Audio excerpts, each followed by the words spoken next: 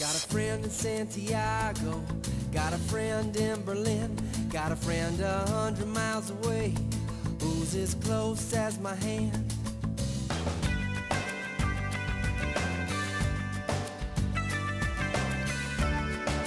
Distance couldn't keep us apart because we're one man with one heart.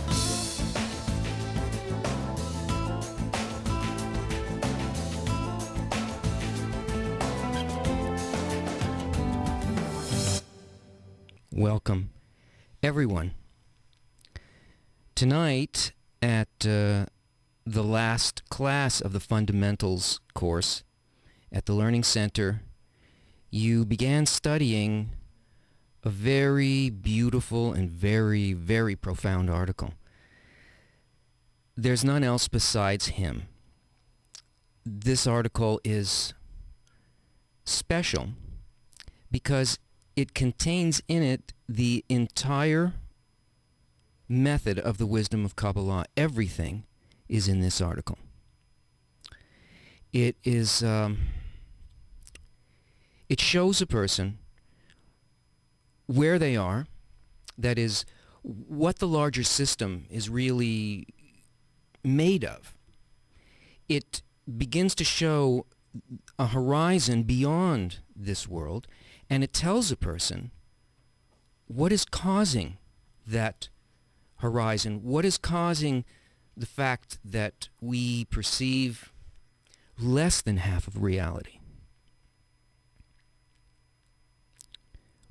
What is it that we don't embrace, and how is it that we can? This article is worth many, many readings, because any time that a person gets confused, lost, disappointed, elated, all a person has to do is to come back to this article, and they're going to see something new and something that they need right at that moment. It's going to remind a person of the bigger things, of the things that we really, first of all, never had sight of until the point in the heart appeared in us. And then how to remember what it is that dawned in us, that gave us this initial impetus. Why is it that we don't see the greater reality? This article tells us that this is part of an intended action of good towards us. This is an act of love towards us. We're built in such a way that we really reject this half of reality, which we call, well, you can call it left and right, or in simpler emotional terms, it's good and bad. We don't agree that events that happen, either within us emotionally or as we project them outwardly, things that we don't accept, things that people do, situations that we find ourselves in, we don't agree that such things should exist. We see no real purpose for them. And because of that, we remove this. We just take that element off the table and we try to figure out life just based on what pleases us. Just based on what we are willing to see. See no evil, hear no evil, everything's evil, basically, because what happens is we don't really enjoy our lives. We're not actually engaging in the gift that we're being given because we're not taking the tools that we need to actually rise and become what we were created to become.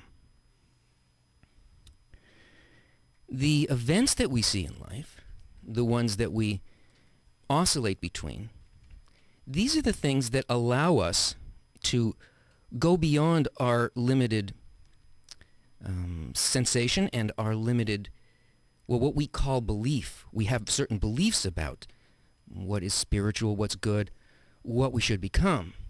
But belief's not enough. Belief doesn't actually get us to the place that we need to go. But what this article tells us about that we sense that there is some kind of opposite force or many forces or things that work against our progress, that we sense it that way is intended. This is part of the system, and we have to learn how to move between these two things, but not actually to be either it's good or it's bad, but to be in some other place that actually makes both of these things work. This is two things in this article, a great gift of Kabbalah. First of all, that we see that there's one operating force. Now, once we're told this, and once we feel it, then how do we justify that? How do we not just say, that's what it is, and it's all coming from above, and no, so I should not worry about anything. Of course, that's not how it feels. We do. So how do we get to the place where this middle place between these two things, where we actually feel things as good? Well, that's what the Kabbalists are always talking about. That's what they've always been talking about. That's what the Learning Center is all about, and that's what you're here to learn. Kabbalists have big mouths. For a hidden science, Kabbalists have been awfully noisy about it throughout the ages. Abraham invited travelers into his tent for dinner, where unsuspecting guests would receive a lesson in this wisdom, whether they liked it or not. Moses had a speech impediment, yet he still got thousands of people to hear him. Rabbi Akiva, another discreet guy, had a secret group of 24,000 students. The Bala Sulam tried to publish a newspaper, but the authorities promptly shut him down after a single printing. His son Rabash published books and even went to teach packed classrooms, but within a few lessons the classes dwindled down to only one straggler, his protege. So for a while now, the Kabbalists have been talking, but you see, no one was listening. And why were they talking in the first place? After all, isn't the fun of a big secret that only a few know it? And the fewer the knowers, the cooler you are, right? Only problem is the huge personal rewards awaiting Kabbalists depend 100% on their spreading the benefit of this wisdom to all humanity, even if they won't listen, and not just to a few special people, so-called chosen people who are chosen in that they got it first before everyone else, and they themselves attain all the pleasure and wisdom on condition that they help all the rest know it too. The more people you help realize all the good awaiting them in this wisdom, the more nature rewards you. And that's why Kabbalists have such big mouths. The end. And they've been talking about it for centuries, thousands of years actually. And it's only now that because of the things that are occurring in our lives, that the swing between the pleasure that we want to receive and the way that nature is responding to our attitude, the swing between what we consider to be good and bad is becoming so vastly separated that people are actually beginning to ask the question to which this wisdom is the answer. Before that, really wasn't much help, and it really couldn't be understood.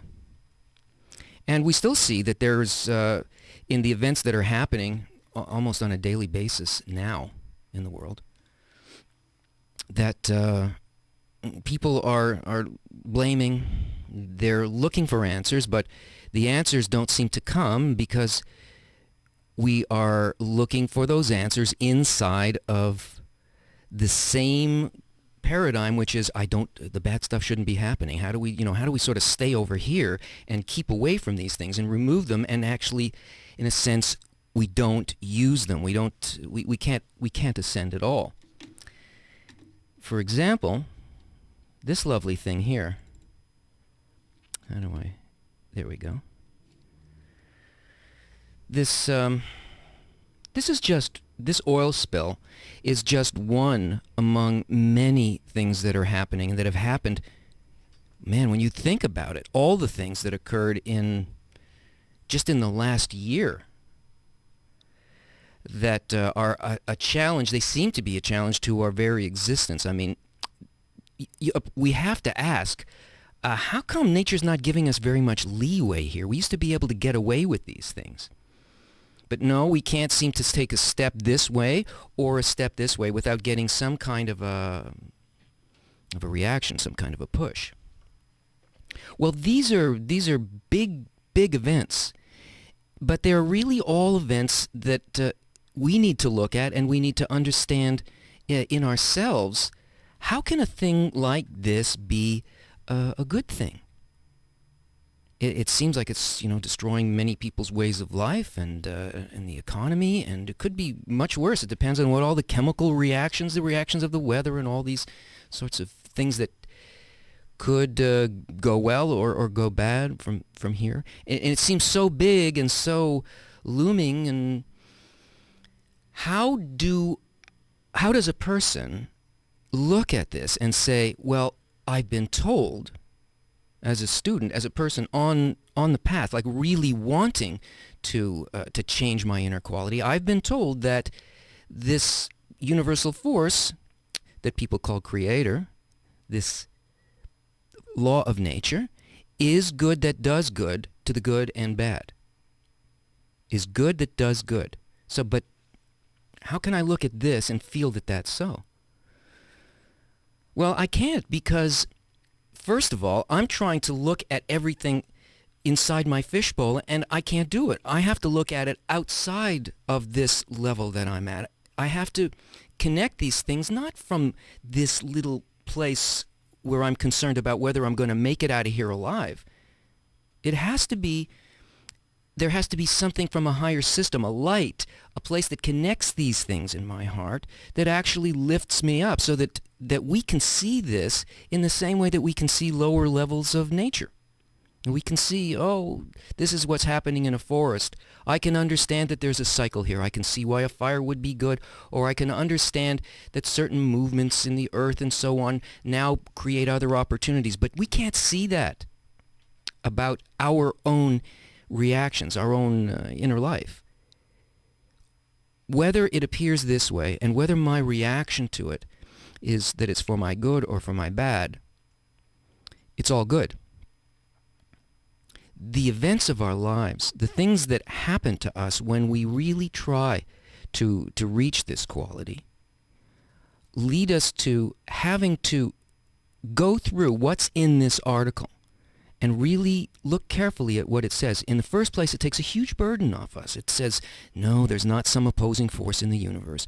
No, there's really nothing else that you have to do. No, you're really not responsible for anything, and you don't have to run from the devil and run towards an angel. None of these things are so. What we have to do is to be able to feel life as good, no matter what it is. But you need a place. You need a place in which you can do it. You can't just do it randomly against everything, because that's your fishbowl. That's an environment which is totally changing all the time. You have to have something that you can hold still for a moment, that you can measure things against. The light is still, Kabbalists tell us, meaning it always has one particular quality, right? It always and only gives. Now, we have to place ourselves into a situation of experimentation and work, so that we, against, let's say in a laboratory, which basically is a group, the environment holds this system for us and acts like this upper force. And it allows us to go through all of these kinds of things in our personal life, in the way that we look at our life on the larger scale, these sorts of things. And it always gives us this constant reference point of the desire and the efforts being done by others. We're going to, in a little while, we're going to have a friend come in and speak to us about that. But first, let's go to your questions and see what's on your minds. We have a video question sent to us by Richard. Hi, Tony. This is Richard from San Diego. My question is, why are there such things, or is there such thing as individualized perception? It's written that there is none else beside him, so doesn't this mean that any action I do, whether violent or charitable, doesn't really matter because there is none else beside him? So why work for anything? Why not just let things happen? Thank you. That's a good question, because often the relief that we feel when we learn that it's really one force working on us, and that in a certain sense, because we're created with this nature, we're not truly responsible for certain things because we can't act any other way. The idea is, okay, great, he'll take care of everything. This force will take care of everything. Now, this is the approach, basically, of faith below reason. That's what religion does. It says there's a God, he's going to take care of everything. You just, do your thing over here, and everything will turn out fine. But Kabbalah, when it speaks about there's none else beside him and that he is the single force behind everything, this law of nature, it's not saying that this is something that we simply believe. We have to test it. That's why you could call Kabbalah a kind of a science of human emotion and consciousness. It's the experiment is done actually on your own qualities, and there's a formula for it. The formula says, no, you don't sit there and let things happen. This is precisely what you don't do. First of all, what is things? What does it mean that something happens? What's an action in Kabbalah? An action in Kabbalah is an intention. The effort to do what this one force does. To be able to see, no matter what happens, that I'm not in this in order to feel good for myself. I'm in this in order to see what is my quality compared to the quality that the Kabbalists tell me about, which means that I must act. I can't just allow these things to happen. I have to, in this laboratory that I sort of set up in conjunction with this force, to say, okay, this is how the force works, let's test it out. You have to test it. You have to see what's your response. And why did you have that response? And how do you know what kind of response you had? Well, you compare it to the constant response in the group, which is a loving response like yours that wants to reach this connection with the upper light. So it's an action. It's faith above reason. It's got to do with you becoming like that force. I think we have one other video question here. Hi Tony, my name is Katie, and I have a it's an question audio on question. the article you are discussing on tonight's show, the article entitled There is None Else Besides Him. In one of the paragraphs it says, furthermore, he who says that man has his own authority, that is, he says that yesterday he himself did not want to follow God's ways, that too is considered committing the sin of heresy, meaning that he does not believe that only the Creator is the leader of the world. My question is, if there is only the Creator, and the Creator is the only force in creation that leads the world, where then is an individual's freedom of choice? Thanks, Tony. That was a great question. I mean, the way the question was constructed is, is really the right way to ask a question when you're relating to an article, because it really follows the thought of the article, and it's presented with, she's supporting what she's saying, with a quote as well. Where does the freedom of will exist for an individual? There are so many layers to the answer to that question, and I don't want to take a long time answering it. But basically, the perception that we are an individual is a perception that really comes from our the fact that our real quality is hidden from us, that there is concealment. The freedom of will is to be able to act in a way inwardly that the Creator is not doing in me, not making me think this way, not having me work only according to my will to receive. It is to put in efforts to make some other kind of quality evolve from the potential that was implanted in me by the thought of creation. Because the thought of creation is to create a creature and to raise that creature to the level of the Creator. So that potential is there, and the perception that I'm an individual, that is the concealment. So to take some kind of an inner action in terms of an intention, and then to use actually how the system works and to make a choice to implant myself like a seed in a proper place where it can grow into an environment that supports that, then once you do that, that tiny act of free will, that tiny effort, now gets all of these resources that grow a person and lift them, give them the opportunity to rise to a much higher level. And I think we've also got a couple of text questions. I'm going to check that.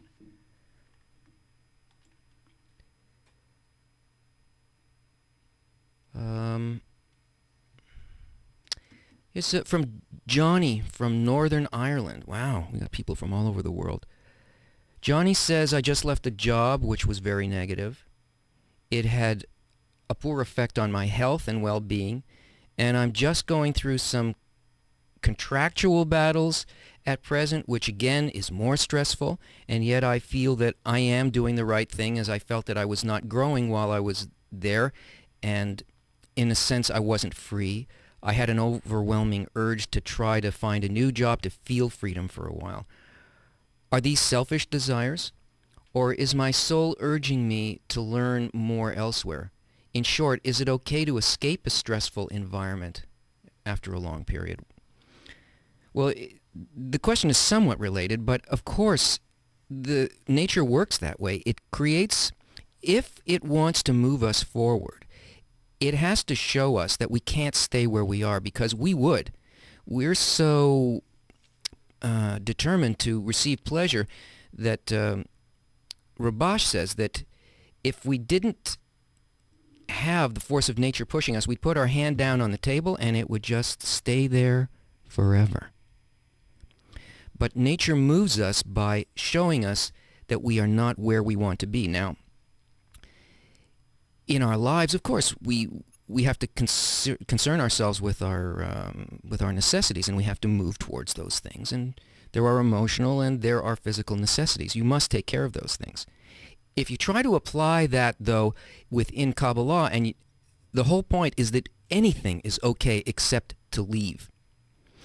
Because if you leave, meaning if you detach yourself from the desire that you have because the left is pushing you or the right is drawing you, then you no longer can perceive and you no longer can learn. So in your necessity, in your physical life, just do what everybody else does. There's nothing right, there's nothing wrong about it. In the work, you have to hang in to make the discernments. And that's how you, as Asaf showed in that diagram, you finally reach sort of outside of the fishbowl if you keep going that way.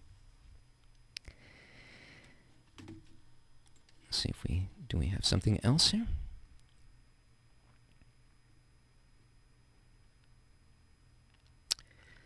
I have, I'd like you to meet a very, very special friend. This is somebody who started, actually, the learning center that you've been studying in a long, long time ago. It didn't seem to me like it was a long time ago, but we were talking about it a little earlier, and it's grown so fast, but it started quite a while ago. And this is somebody that you're going to be meeting soon. This is Igal Zahavi, who is one of the teachers of the intermediate class that you're about to go into next week. Welcome, Igal. Let me turn your microphone on here. Let's get it up. Keep it off. Hello, everybody. It's great to be here. It's good to have you here. These folks just, it's graduation day. Hmm? Congratulations. And they're all about to move on to another kind of level of study, and you're one of the guys who are going to teach them about this. That's right. Don't celebrate for too long, because you're going to start next week, and it's gonna go up a notch based on the material we're gonna study, and it's gonna go very, very deep, much deeper. And it's a lot of fun, actually, isn't it? What is the stuff that you're going to be studying with them? It's going to be articles of Rabash, which are very, very unique. there's nothing like this on earth. Nothing exists like this anywhere. I don't think so. Because of what Rabash reveals, the actual hidden stuff that has been hidden from humanity for so many centuries. The inner work that Kabbalists have been alluding to and talking in secret language. So when you hear these things, say, in the technical lessons about the worlds and all of that stuff, this deals with what you have to do inside that relates to that? Wherever you come across words such as connect, rise to the upper level, the lower one descends and gives you an opportunity to connect with it, the light moving through, whatever. This gives you an actual practical place of where you can see it and feel it and apply it. How does it do that? What do the articles talk about? Relationships between people, actual connection between people. You were talking about the fishbowl and how to come out of the fishbowl. Yeah. Well, Rabash's article actually tell you right out how to come out of the fishbowl in a very, very practical, real way that you can apply and see results. And the way to come out of the fishbowl is to unite, connect, or love your neighbor as yourself. Yeah, but of course it's not like you're gonna go and take flowers and put them in the Toronto police, riot guns. What's the scope of We the work? might try that, just to see that that's not what it is. Because Kabbalah is very practical, and sometimes you need to try to do all of these things to see, for feel in your own flesh, that this is not it. Because it's a very practical methodology, and it's not theory. That you sit in the classroom and you just... Well, what is the scope of it? How do the students actually go about doing this? It's talking about working in a specific number of people, or how? What? We, in parallel to these classes, we sort of begin to take all these actions, where we begin to unite with other people, virtual groups, physical groups, actually meeting with people, and to begin to apply and begin to look inside of ourselves. So they're really practical actions that you're doing. It's actual, it's an actual experiment. We're going to have exercises that people can go through, apply, and see how they feel, what the results are for themselves, and slowly begin to connect to this environment with other people, where they can begin to apply these rules of connecting with the Creator. Actually, this television channel and the Learning Center, these things were actually started out as experiments in the beginning as well, didn't they? I mean, this was something that the students began working on. Tell us a little bit about the history of the Learning Center. Where did it come from? I don't remember. Like you said, we were just talking in the back there. Oh, when did we start this? Like 2-3 years ago, and then it turned out that this was 2004. This is what year is it today? 2010. Okay, so this is 6 years ago, right? Have you filed your taxes? He's an accountant. No, actually, I didn't. How it started, I remember the feeling.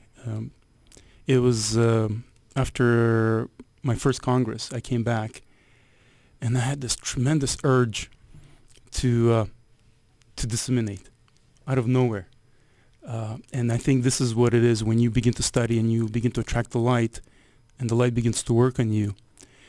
These reshimot begin to awaken within you in the right direction. There are students watching us, and there are also people from the general public. So when you say dissemination, you mean you want to let people know about what we're about what it is that we're learning, spreading the wisdom. Yeah, making it available to everybody, to whoever is interested, whoever has the point in the heart.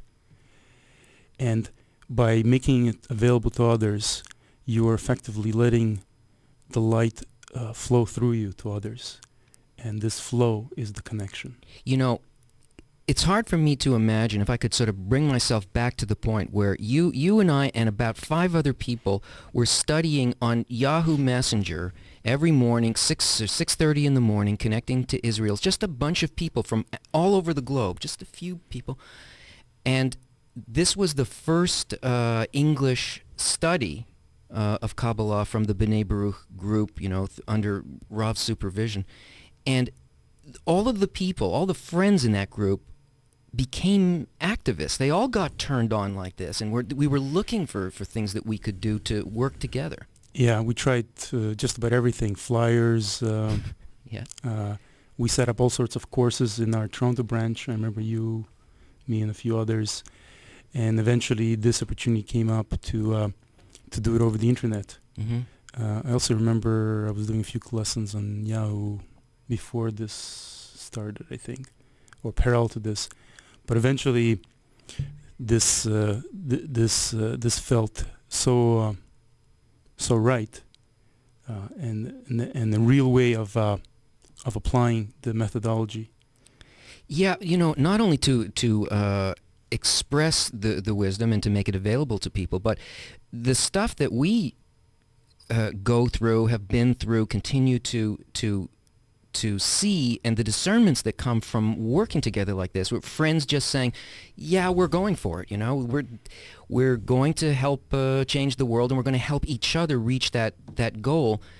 The game, because of that desire, and because there were so many friends who really wanted to do it, I mean, all over North America, there are groups involved everywhere that are really holding this situation up right now. They're practically holding us in their hands because they're contributing in all kinds of ways to this thing happening. And this all came from friends trying to follow what Rabash is saying in those articles.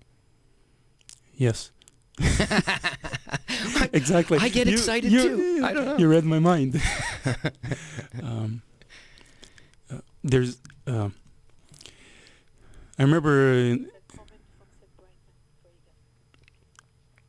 I remember in one Congress in Israel, we did a workshop, and there was a few questions, and that were asked. They were given to us as assignment in the workshop, and basically it was all about, well, okay, so what is the key to everything? What if you take away the morning lesson dissemination, what do you have?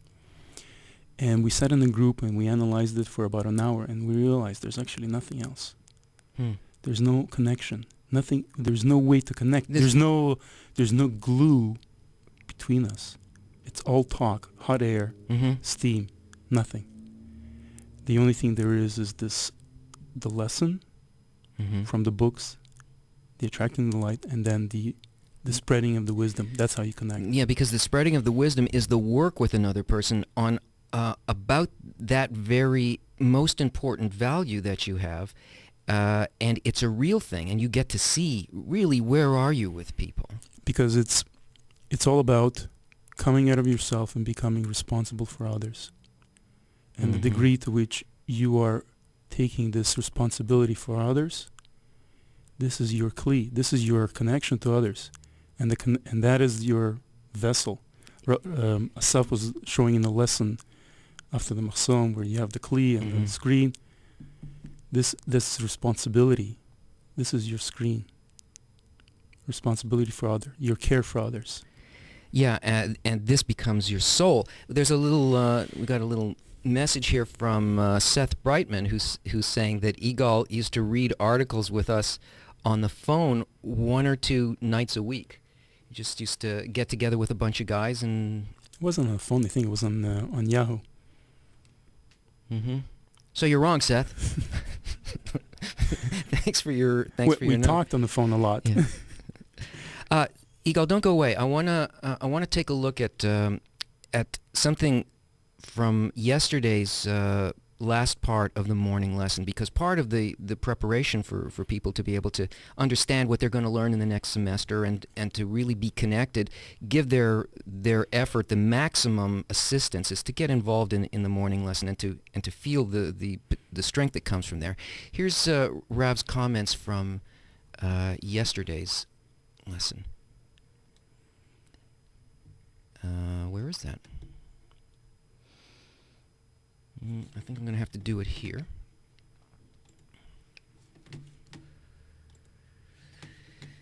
As you can see on this page, there's a daily lesson page where you can see what's going on, and you can hear what the main idea of the weekly lessons are.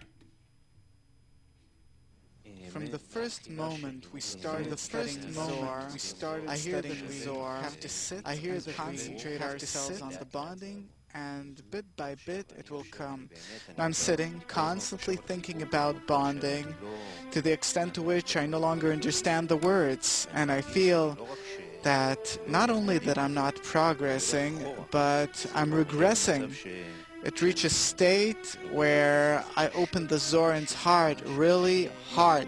What's hard? Physically hard. I feel like on a stretcher march. I don't understand why. Although on stretcher marches I was usually on the stretcher. Yeah, they happily chose me.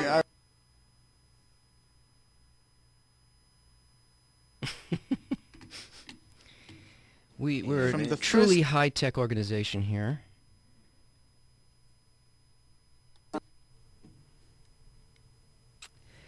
Man, we seem to have lost sound there. The important thing, though, about the morning lesson is what Asaf was talking about before the end of the lesson, which is the reason for going there, the preparation, the desire in going there. And one has to bring something to the lesson. What is it that a person needs to look for in themselves? What do they have to, how do they prepare internally for the morning lesson?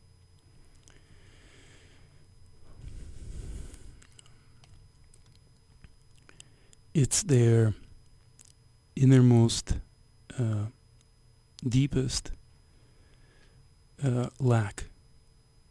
What is it that they really, really, really want? And this lack is revealed out of the work that we do outside before the lesson. In all your efforts in connecting with your friends, in all the ways that we mentioned previously, in trying to spread the wisdom, and trying to think about the goal, and trying to be responsible, and that comparison of where you want to be and where you actually are. This difference, this delta, this is your lack, and you can only develop it outside of the lesson. So you have to be putting in efforts in the work before you come to the lesson, and where you feel that you're not really able. This is your preparation? Yes, and you can only, and it's real, it's not imaginary, you have to really feel it. And you can only feel it when you play that game as seriously as possible, as you can. Put as much effort as you can into it. And you may not get the results. And actually, as we read in the article, there's none else beside him. You will not feel that you're achieving anything. And that sensation that you're actually not achieving anything, that is actually the real lack. And that is your prayer, that lack. You don't have to say it. You feel it. And when you come to the lesson, with your hands down, exhausted, so to speak, as your sort of your last resort, and then the lesson becomes very, very effective, no matter what you think the result is at the end. Thanks, Yigal. Thank you. Let's go out with this. Stay there. Let's go out with this music, and I want to thank everybody who worked on the show tonight, and I want to thank you for joining us. See you on Sunday.